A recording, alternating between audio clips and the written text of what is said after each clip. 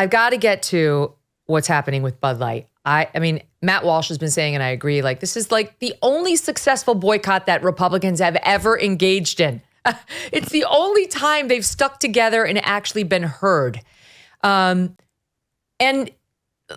because Kid Rock and Dana White want to give it up, we're supposed to all surrender our principles now. And I like Kid Rock. I actually do. I like the guy, but he's wrong. He can do what he wants. If he wants to drink a Bud Light, he can. He does not speak for the rest of us. Many of us are still deeply offended by that brand's partnership with the person who makes his living mocking women, Dylan Mulvaney, not to mention what they said about their core audience and customer base, which is that they've gotten too fratty and they want to get away from them. Who at Bud Light thinks that we do what Kid Rock tells us to? It wasn't Kid Rock shooting the Bud Light cases that led to the backlash. That was just one person who was angry. Never mind Dana White, who runs UFC. Like, who that is part of this is like, oh, well, Dana gave it up, so me too. That's not how this works. Dana White got $100 million for giving it up, for bending the knee to them.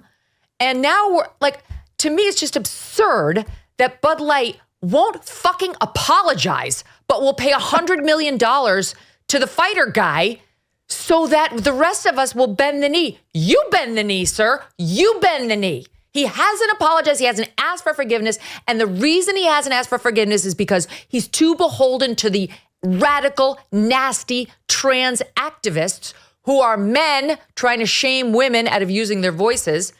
He's too afraid of them and not enough afraid of the rest of America that's had it up to here with this bullshit. What do you guys think?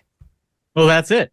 I mean, that's it right there. I mean, I think until Bud Light is willing to pay every conservative in this country the same amount that they're paying Dana White, we stick to our guns. But the second you get the check, once the wire clears, say what they want. I still won't. Part of the deal.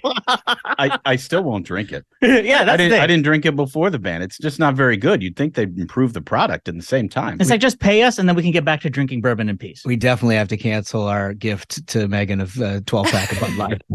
That is not going to go over well. Look, you can't.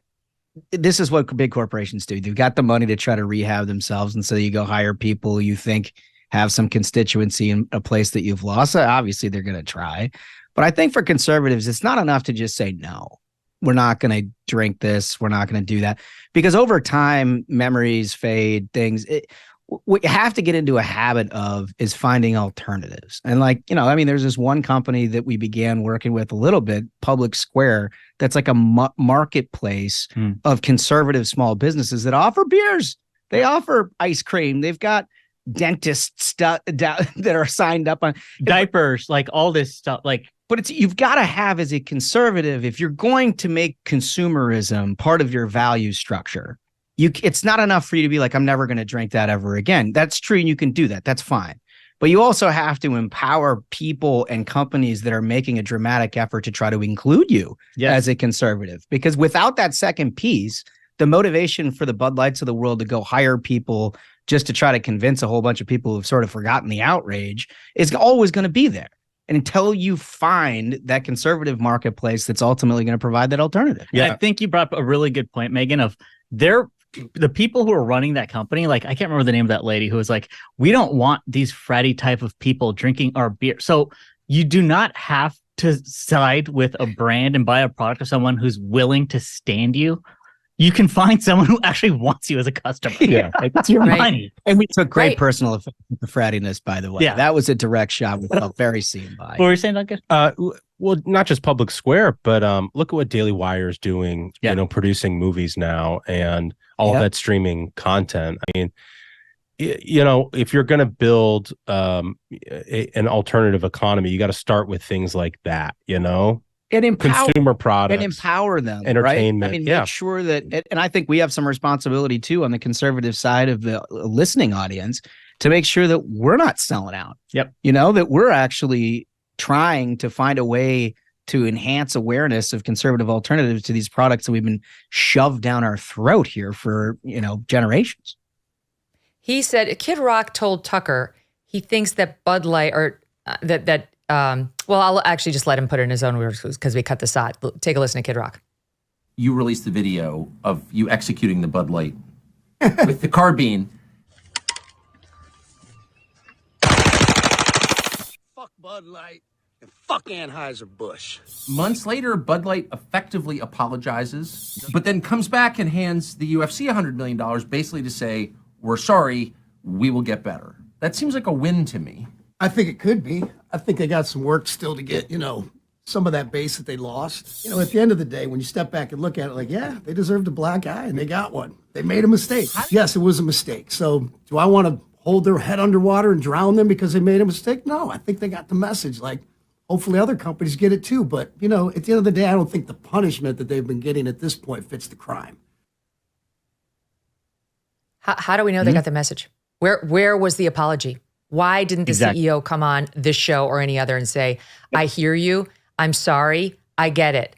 I realize I promoted somebody who's extremely offensive to most Americans, never mind most women, and that my head of marketing, who I quietly dismissed without even owning that it was because of this, I didn't have the balls to do that, that she left after she called our audience fratty and said she wanted to exchange them for someone more acceptable to her.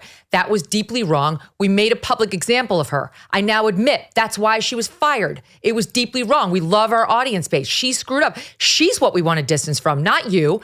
It's not that hard, sir. He doesn't do it because he's afraid, because the trans activists, you follow this story closely, they got all up in Anheuser-Busch's grill and Bud Lights saying, you better not do that. How dare you not stand by Dylan Mulvaney, and amped up the pressure like they always do. So he bent the knee and wouldn't say to his customer base and those of us around it, I'm sorry, I do not stand with them.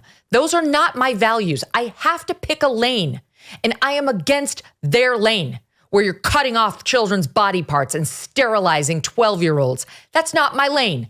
Where you steal the term women, where you get rid of breastfeeding for chest feeding, where you try to wear tuck-it bathing suits like Dylan does. That's not us. I get it. I've heard you. And until I hear that, they can pound sand.